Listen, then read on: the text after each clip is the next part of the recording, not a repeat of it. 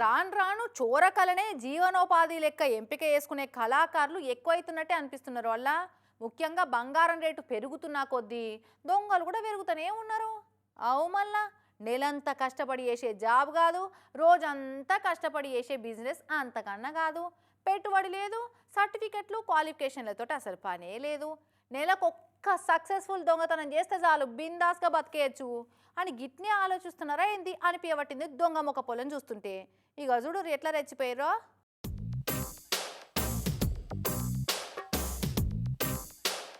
పట్నం Hayathnagar Peddamberpet area Sadasiva greater community ఇది. నిన్న అద్దుమరాత్రి తాళాలేసిన 2 ఇండ్లను టార్గెట్ చేసిరు దొంగ బద్మాషిగాళ్ళు. తాళాలంటే ఏవో మామూలు తాళాలు కాదు, సెంట్రల్ లాక్ సిస్టమ్ ఉన్న డోర్లటకి ఇవి.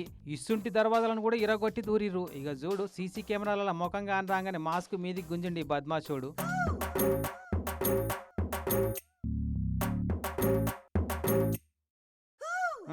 అవపడ్డంగా గుంజుకుంటే ఏం ఫాయిదారా సోడిగా. ఇక వచ్చిన పని కానీ ఇక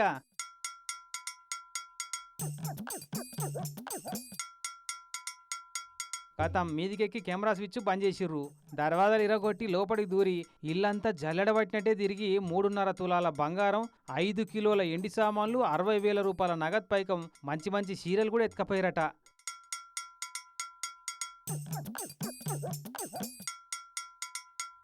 అది చూసిరా, ఇటు మేడ్చల్ జిల్లా కొంపల్లి మున్సిపాలిటీ దేవేందర్ కాలనీలా తాళం వేసున్న ఇండ్లను టార్గెట్ చేసిరట.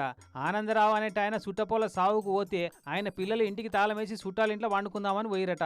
కథం తెల్లారొచ్చేటాలకు ఇల్లంతా గుల్ల చేసిపోయారు ఈ దొంగలు.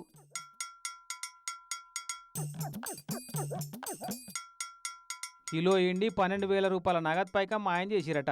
రాత్రి 10 కొట్టేదాకా ఇంట్లోనే ఉన్నారట పిల్లలు. ఇక వాళ్ళు అట్లా ఓడే ఆల్చమన్నట్టు ఇంట్లో దూరిరన్నట్టు దొంగలు. చోరీ జరిగిన ముచ్చట కనిపెట్టి పేట్ బషీరాబాద్ పోలీస్ టౌన్లో కంప్లైంట్ ఇచ్చిరట. అయితే స్వతంత్ర భారతదేశంలో బంగారానికి ఎండికి అసంటి విలువగల వస్తువులకే కాదు, పందులకు కూడా రక్షణ లేకుండా అవుతుంది కదా పరమ నికృష్ట దొంగలు చేయబట్టి. ఇక పైసలో బంగారమో ఎండో ఇంకేమన్నా విలువగల వస్తువులు అంటే ఏమన్నా సందుకాలనో అల్మారాలనో దాచిపెట్టుకుంటాం, కానీ పందులను ఎట్లా జాపెట్టొస్తుంది, ఎట్లా కావాలి గాయొస్తుంది. పాపం రాత్రికి రాత్రే పెంచుకుంటున్న పందులను ఎత్తుకపోయారట.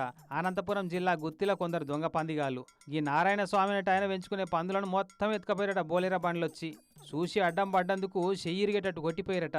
అక్కడనే నిలబెట్టిన 2 ఐసర్ బండ్ల అద్దాలను రాళ్ళు బీర్ సీసాలతో వలగొట్టిపోయారు గిట్లా.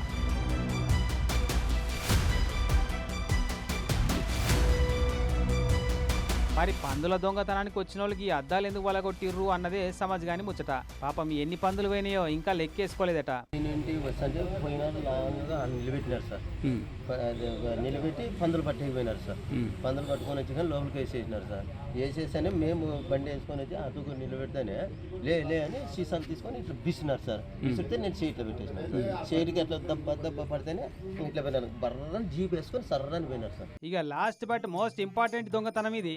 కరీంనగర్ జిల్లా చిగురుమామిడి మండలం చిన్న ముల్కనూరులో ఉన్న బాలాజీ వైన్స్లకు దూరిండి దొంగోడు. అందరు దొంగల లెక్క తాళాలు వలగొట్టకుండా చాలా శాకశక్యంగా షాపు పైనున్న రేకులు తీసి లోపలికి దూరి 10 బీర్ సీసాలను ఫ్రిడ్జ్లకెళ్ళి బ్యాగులు వేసుకపోయిండు.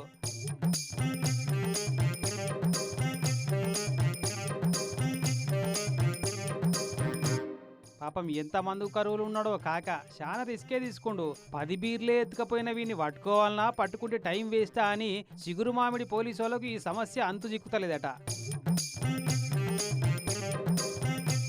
కానీ బంగారంకెళ్ళి బర్రెల దాకా, పైసల కాడికెళ్ళి పందుల దాకా దేన్ని ఇడుతలేరు దొంగలైతే.